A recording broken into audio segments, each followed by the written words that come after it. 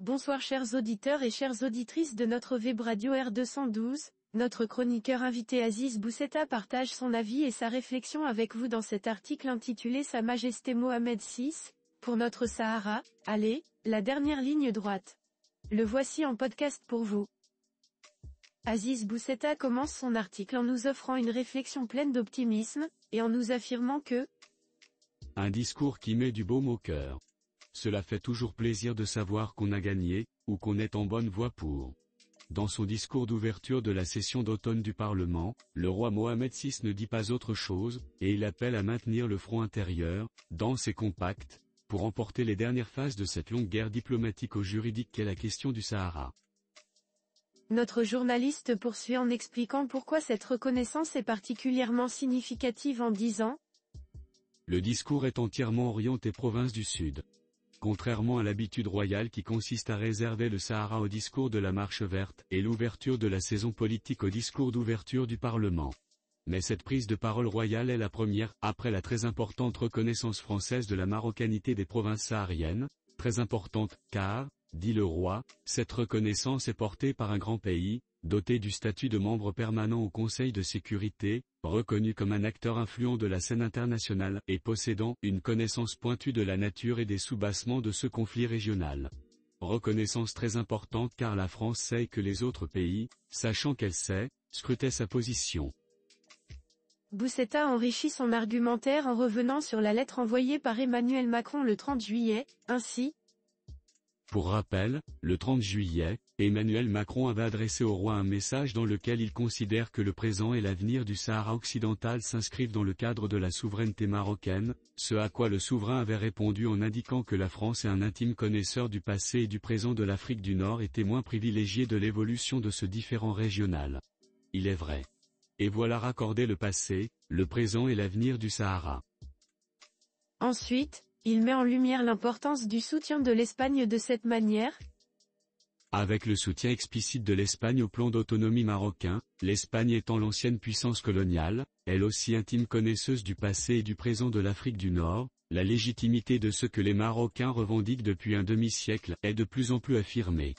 Et quand on sait la reconnaissance américaine, malgré les sinuosités du duo Biden-Blinken et les accords de pêche conclus avec la Russie et incluant le large du Sahara, on peut dire que l'affaire est conclue.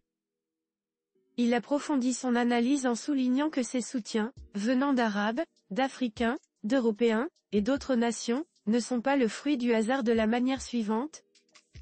Tout cela, en plus des adhésions arabes, africaines, européennes, et autres à la légitimité marocaine, n'est aucunement le fruit du hasard. C'est le résultat, l'aboutissement, comme le dit le roi, d'une politique, sereine certes mais alliant proactivité, fermeté et constance. Parfois même agacement, pourrait-on ajouter, comme l'indique l'instauration du fameux prisme pour que s'y inscrive qui veut, et s'en exclut qui veut. Notre chroniqueur invité n'oublie pas de mentionner le prisme instauré par Mohamed VI en août 2022, ainsi.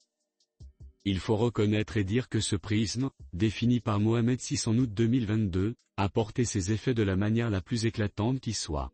Et c'était destiné essentiellement à la France, en raison de son rôle historique dans l'affaire du Sahara, de sa position permanente et influente au Conseil de sécurité et dans la région et de l'opacité qui a entouré sa position tout au long des 50 dernières années, bien que les Français, ce sur quoi ils insistent lourdement, aient toujours soutenu le Maroc dans les aréopages internationaux. Il explore ensuite le message principal que le roi Mohamed VI adresse aux parlementaires et à l'ensemble des Marocains. Avec cette reconnaissance française, nous y sommes presque, donc, mais il reste cependant un dernier effort, dit le roi aux parlementaires et, à travers eux, à l'ensemble des Marocains, la prochaine étape exige de tout un surcroît de mobilisation et de vigilance pour conforter durablement la position de notre pays, et il importe de continuer à plaider la justesse de notre cause et à contrecarrer les manœuvres des adversaires. Cette démarche exige de mutualiser les efforts de toutes les institutions et les instances nationales officielles, partisanes et civiles.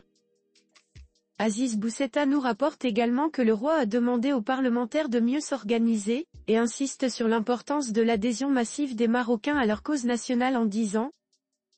Pour cela, le souverain demande aux parlementaires de mieux s'organiser, de davantage s'impliquer, de plus correctement se coordonner, et surtout de construire des structures internes adaptées, dotées de profils qualifiés et en appliquant les critères de compétence et de spécialisation dans le choix des délégations à l'étranger. Les voyages pour les voyages, c'est fini. Les copinages et autres parachutages, c'est aussi fini. Les compétences parlementaires doivent être mobilisées et la diplomatie doit apprendre à mutualiser son action à tous, ce qui n'est pas forcément le cas aujourd'hui. Mais en remerciant l'ensemble des Marocains, le roi Mohamed VI confirme et affirme l'adhésion, la belle et admirable adhésion des Marocains à leur cause nationale, par le discours et par l'humour, par la persuasion et l'engagement, par les contre-attaques et les mobilisations, sur les réseaux ou à la plage, dans les médias ou dans les salons, partout, par tous, tout le temps. C'est remarquable et le roi l'a remarqué. Enfin, l'auteur conclut en affirmant que la diplomatie marocaine doit s'ouvrir à cette société civile qui soutient ses actions.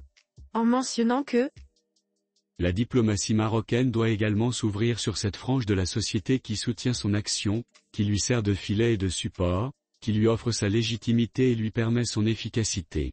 Les livres pleuvent sur le Sahara et la légitimité de la position marocaine, d'Abdallah Laroui à Samir Bénis, en passant par Ali Achour ou Raha Al-Bimbri, les médias sont en rang serré, les universitaires font bloc. Il appartient à la diplomatie marocaine de considérer tout cela et tout cela, car ce n'est pas le cas. Les Marocains, partis, associations, simples citoyens, grands et petits, instruits ou pas, sont depuis plusieurs années sur le qui-vive, sur le pied de guerre pour favoriser la paix. Mais il faut les impliquer, leur expliquer, communiquer, ce n'est pas le tempérament de la diplomatie actuelle, et il faudrait qu'ils le deviennent. Allez, un dernier effort. Dit en substance le souverain. Nous y sommes tous prêts. Rédigé par Aziz Bousseta. Chers auditeurs de la web radio R212, merci d'avoir été à l'écoute de ce podcast et de partager avec nous ce moment d'échange et de découverte. Votre présence et votre fidélité sont notre plus belle récompense.